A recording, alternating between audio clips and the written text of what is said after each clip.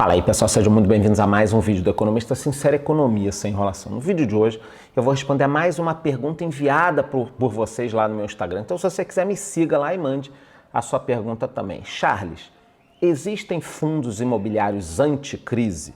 Então você não precisa nem me explicar, eu já sei do que vocês estão falando, do segmento de logística, tem matéria aqui, tem tudo. Hoje eu vou falar sobre esse segmento. Mas antes de eu começar, me deixa aqui nos comentários qual segmento ou fundo imobiliário você quer que eu fale.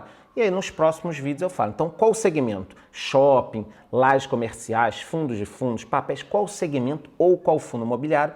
Meu time aí, minha equipe vai dar uma olhada. Os fundos mais pedidos eu começo a falar. Inclusive eu vou falar do setor logístico hoje e aproveitar para falar sobre dois fundos imobiliários de forma bem resumida. Mas sem enrolação, vou colocar na tela aí, fundos imobiliários de logística são os vencedores da pandemia e devem sair fortalecidos. Então é isso que o amigo está falando, é isso que vocês querem saber, né? Quer dizer, investindo num fundo de logística, eu estou garantido, eu não vou me ferrar na crise? Então a primeira coisa que eu tenho para te responder, para o amigo, primeiro obrigado por ter enviado a pergunta, é a seguinte. Essa crise, a primeira lição dela foi humildade. Então a gente não tem nada garantido, né? Quem diria, eu mesmo, ano passado, vocês acham que eu acreditava que de repente todos os shoppings de um fundo pudessem fechar? Quer dizer, um fundo tinha 10 shoppings em 3 ou 4 estados. Cara, para mim aquilo ali, multiativo, multi-inquilino, multi-estado, cara, tava tudo bem. Se desse um problema num estado, o que eu imaginava? Aquelas coisas assim, ó. São Paulo teve uma fuga num presídio e aí deu uma confusão, o governador mandou os shoppings fecharem por 2 dias. Isso que eu imaginava, um problema desse tipo. A enchente no Rio de Janeiro, os shoppings fecharam por 2 dias. Esses eram os problemas, tá? Ninguém se prepara para um meteoro ou para um filho da puta comendo um morcego que fica tudo fechado. A gente não se prepara para isso, tá? Então, não existe fundo anticrise. Agora, realmente, os fundos de logística, ainda mais com a venda do e-commerce, a gente vai falar sobre isso, eles acabaram se beneficiando. Só que eu não acredito que um nicho seja o problema. E não basta eu acreditar, eu vou mostrar aqui em números que em relação aos principais fundos imobiliários, a melhor estratégia foi a seguinte, eu vou colocar na tela, vamos dar uma olhada aqui, ó. Vamos lá. Então esse aqui é o gráfico do IFIX, tá? Do Índice de Fundos Imobiliários. Vamos dar uma olhada no HGLG11, ó. A gente pode ver aqui que ele performou melhor que o Bovespa, que o IFIX em um ano, né? XPLG também performou melhor que o IFIX em um ano. Agora, não foram só eles. Vamos dar uma olhada aqui no BCFF11. Vamos olhar aqui também outro fundo, MXRF11.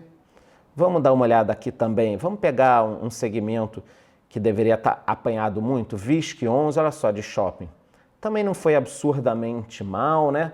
Aí vocês vão me perguntar, tá, então o que foi tão feio assim? Eu mostro, ó, HTMX11, que é um fundo de hotéis que eu tenho na carteira, performou mal. A gente percebe aqui, ó, que a AGR Quasar Agro, né, performou muito mal, mas foi questão de gestão. Então a conclusão que a gente pode chegar aqui, vendo esses números preliminares nesse momento, é que o problema não foi aqui embaixo ou aqui em cima, o problema é quem não diversificou. Eu, por exemplo, ali perto da crise, tinha quase todos esses fundos na minha carteira e mais alguns, né? Quer dizer, eu não me ferrei tanto assim. Volta para cá, produção. Vocês entenderam o que aconteceu? Eu vou explicar de novo. Vocês conseguem perceber ali, né? O HGLG está lá em cima, o XPLG também está lá em cima, outros fundos bons estão aqui performando super bem e 2 fundos desse aqui foram muito mal. Então, a melhor estratégia para quem estava posicionado em fundos imobiliários antes da crise não foi ter o segmento A, B ou C, foi ter uma carteira diversificada em bons fundos imobiliários. É por isso que eu continuo falando, eu não posso recomendar nada, mas vendo isso aqui, você percebe que quem está afim de ter uma carteira de forma séria, estudando fundos imobiliários, pensando numa renda extra, em ganhar dinheiro com fundos imobiliários, tem que ter aí 10 fundos imobiliários, pelo menos 10 bons fundos imobiliários, multiativos, multi-inquilinos, segmentos diversificados. Nós já tínhamos essa ideia, né, essa intuição de mercado, agora reforçou mais ainda. Eu acabei de mostrar para vocês, não sou eu que estou falando.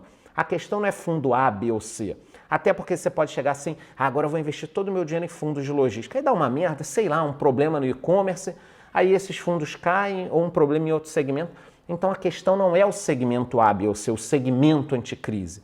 A questão é qual a carteira anticrise. E a carteira anticrise a gente já sabe, uma carteira muito bem feita, tá? Então esta foi a minha opinião. Vou colocar no final desse vídeo uma tabela atualizada com os fundos que eu considero caros e baratos, tá? Ou baratos. Vou colocar aqui no final desse vídeo, mas antes vou falar rapidinho desses dois fundos, para quem é novo aqui no segmento, novo do canal, vou falar rapidinho, sem citar emissões ou subscrições, para não confundir vocês. Então vou começar falando do HGLG, estou com um relatório aqui, ó, de junho de 2020 já dele, é um fundo excepcional, com quase 200 mil cotistas, vocês podem perceber, quase 200 mil cotistas, mais de 2 bilhões de valor de mercado, vacância aí, entre vacância física e financeira na faixa aí de 10% a 13%, né? E o que eu acho interessante nesse fundo, tá? Volta para cá, vários fundos entraram nessa crise com muito caixa. Então eles têm aqui, vocês podem perceber, 188 milhões, sendo 144 milhões em renda fixa. Então, se todos os inquilinos não pagarem boa parte dos fundos imobiliários, eles não quebram em 1 ou 2 meses. A primeira coisa que aconteceu quando chegou a crise, que todo mundo falou, caralho, você vai vender todos os fundos? Eu falei, não, eu vou me tranquei aqui em casa. O que eu fiz? Comecei a pesquisar qual a despesa mensal dos fundos imobiliários, quantos fundos imobiliários tem em caixa. E eu fiquei muito tranquilo, eu falei, pô, os fundos têm muito dinheiro, tinham acabado de fazer emissões, subscrições, estavam preparados para ir às compras. Então, isso me deu uma certa tranquilidade e eles têm aqui caixa, tá? Recentemente, eles adquiriram 3 galpões e o que me incomoda nesse fundo, vamos lá, para não ficar só falando bem aqui, o que me incomoda é isso aí que eu botei na tela, ó. A gente percebe que o fundo tem uma concentração muito grande. Meu amigo Rodrigo Colombo, lá do Vivendo de Dividendos, vive alertando isso, com razão, ele está certo, porque o fundo tem uma concentração, olha aí, ó, muito grande em Volkswagen, volta para cá. Não quer dizer que eu acho que a Volkswagen vai sair, nem nada, mas volta à história da humildade que a gente tem que ter. Num momento de crise, em que tudo está sendo repensado, a gente não pode acreditar que nada vai acontecer. Então, essa concentração aqui em Volkswagen me incomoda um pouco. Quando a gente olha a dispersão, a distribuição geográfica, não é totalmente concentrada em um lugar só, tá? Na área de inadimplência não está tão absurdo assim, é só a gente ver a vacância ali, né? E um negócio interessante, entre contratos típicos e atípicos, quase metade é de contratos atípicos. Eu prefiro contratos atípicos. Estava com fiofó na mão por causa desse problema das 28 agências do Santander no RBVA. Isso está sendo resolvido, tá? Se você não sabe o que é, não se preocupe em tentar entender. Mas o que acontece então com a HGLG? Eu passei muito rápido para esse vídeo não ficar demorado, depois eu posso fazer um vídeo só sobre ele, porque eu ainda tenho que falar do XPLG, tá? Então, assim, é um excelente fundo imobiliário, tem um pouco de concentração, mas tem também ótimos locatários, boas regiões, e eu vou depois dar minha opinião aqui sobre essa história do e-commerce. Mas vamos falar aqui primeiro do XPLG. Então, o XPLG é um fundo com mais de 1,5 bilhão, mais de 150 mil cotistas. Se a gente olhar aí, ó, também tem uma boa parte dos contratos atípicos, até mais do que o HGLG, 66%. Olha aqui os locatários e os setores, que bacana. Ó, Via Varejo, Leroy Merlin, Renner, GPA, Unilever, Panasonic. Então a gente repara que 43% dos contratos são no setor varejista, né? Quando a gente olha o mapa dele aí, a gente percebe que são 15 empreendimentos com 23 locatários espalhados, né? Óbvio que a concentração é em São Paulo com 48%, mas tem bastante parte em outros locais. E não evoluiu tanto assim a vacância, ó. Deem uma olhada que não evoluiu tanto assim, são excelentes, volta para cá. Vocês percebem Leroy Merlin, no outro Volkswagen, Via Varejo.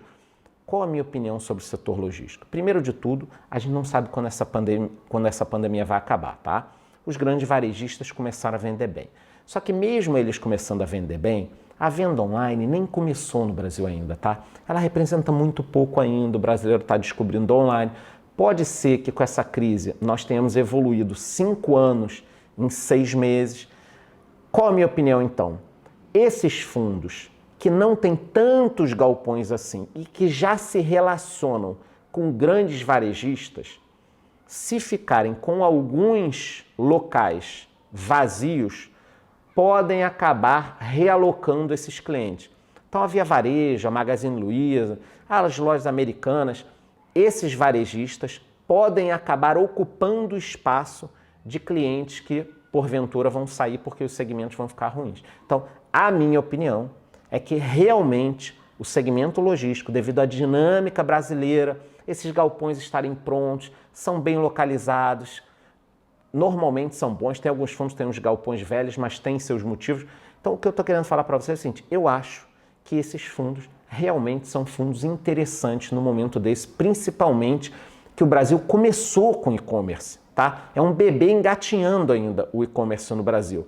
Agora, por outro lado, eu não gosto quando as pessoas me falam o seguinte, os fundos de shopping acabaram, vão se dar mal e tal. Besteira, o que vai acontecer é um equilíbrio no mercado. Se o aluguel nos shoppings era muito caro, esse aluguel vai cair, as lojas vão voltando aos poucos, para de ser 880, porra. Então, ou o shopping é muito bom, ou o shopping é muito ruim. Quando a gente tomar vacina, em abril do ano que vem, as coisas vão começar a retornar. O Brasil não é os Estados Unidos. Os Estados Unidos tem shopping pra cacete, tá tudo fechando. Agora, os shoppings lá estão começando a virar prédio residencial, hotel, não sei o quê.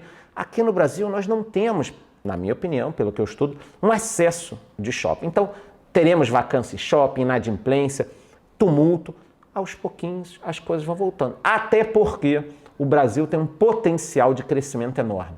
Depois da Dilma, a gente caiu muito, o Brasil caiu naqueles anos ali quase 10% num determinado período. Eu já falei para vocês que isso não é nada, porque a gente caiu 10%, o Brasil caiu 10%. Mas os outros países emergentes, Índia, China, cresceram 3, 4, 5, 6, 7. Então, na realidade, o Brasil perdeu, ele deixou de crescer 25%, pelas minhas contas, mais essa queda agora. Então, se o Brasil começar a crescer, tem tudo aqui para arrebentar. Lajes, apartamentos, residência, a parte logística. Então você não pode se prender achando que o mercado é desse tamanho. O mercado brasileiro é muito maior do que isso aqui. Estou cheio de papel na minha mesa, tá? Relatório de fundos imobiliários. Esse mercado aqui nem começou. Então, para eu não ficar enrolando muito, que eu tinha até muita coisa para falar, eu vou colocar aí na tela para vocês. Então, esse aqui são números atualizados. Eu vou deixar o link do Telegram aqui embaixo, eu jogo lá no nosso Telegram de fundos imobiliários. Vocês podem perceber que dos fundos imobiliários que eu acompanho, o HGLG está com um preço sobre valor patrimonial de 1,29 e o XPLG de 1,16, pagando aí no último mês 0,45 cada um. E eles ainda têm uma queda em 2020. A gente pode perceber que tem vários outros fundos imobiliários ali embaixo que eu considero, entre aspas, mais baratos, Volta para cá, produção.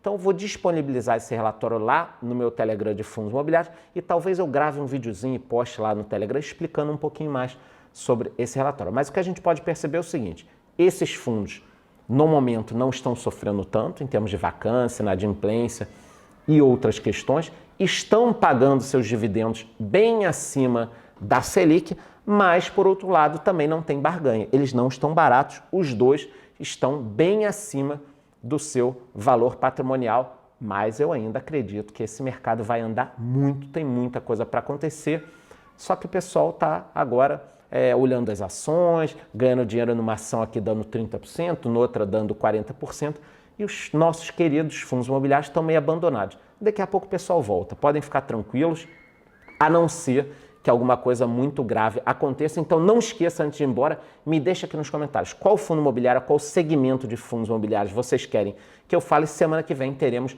novos vídeos aí. Se gostou, curte o vídeo, curte o canal, bate no sininho e até a próxima.